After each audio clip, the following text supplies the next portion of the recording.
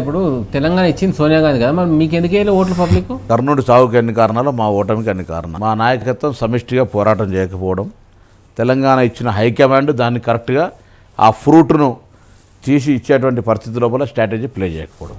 లీడర్షిప్లో మాకు సంబంధించి అందరూ 15 మంది ముఖ్యమంత్రులు ఎవరి నోట్ ఏమంటావు, ఎవరికో నోట్ ఏమంటావు అనేది సమస్య వచ్చింది కదా. దాని తర్వాత ఇయ్యాల కూడా మా ప్రాబ్లం ఏంటంటే లీడర్షిప్కి సంబంధించిన ఇష్యూలో కాంగ్రెస్ పార్టీ ఎప్పుడు ముఖ్యమంత్రులు అనౌన్స్ చేయదు.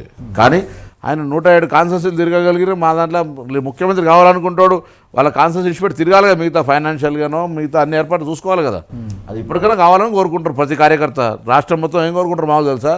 ఒక కరెక్ట్ కార్యకర్త రేపు పొద్దున రాష్ట్రంలో పైసలు గీసలు ఇచ్చి ప్రజలకు పోటీ చేసేటోళ్ళకో అంటే ఎన్నికల ఖర్చులు ఉంటాయి కదా, చిన్న పోతే ఎలక్షన్ నియమ నిబంధనలకు అనుగుణంగా కూడా అటువంటి పరిస్థితిని సమన్వయపరిచే నువ్వు 100 కాన్స్టిట్యూన్సీల ప్రభావం 50 కాన్స్టిట్యూన్సీ ప్రభావం చేయగలిగేటట్టుగా లీడర్ ఎదగాలి కాంగ్రెస్లో అని అనుకుంటా ఉన్నారు. సార్ మీరే ముందుకు వచ్చి మీరే పైసలు ఎక్కువ ఖర్చు చేసి మీరే ముఖ్యమంత్రి అయిపోవడానికి ఛాన్స్ లేకుండా మీరు ఎందుకు చేయలేదు అట్లా?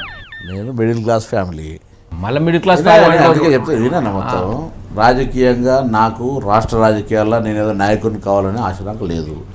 నేను కరీంనగర్ ప్రజలకు సేవ చేయడానికి నా పుట్టిన ఊరుగా నన్ను ఒకసారి ఎంపీ గెలిపించారు, ఒకసారి ఓడిపోయినా మళ్ళీ అక్కడనే గెలిచి నాకు ఢిల్లీలో ఉన్న నాయకత్వం ద్వారా ఏమన్నా కరీంనగర్కి అభివృద్ధి చేయాలి, రాష్ట్రంలో కాంగ్రెస్ పటిష్టతకు పనిచేయాలి.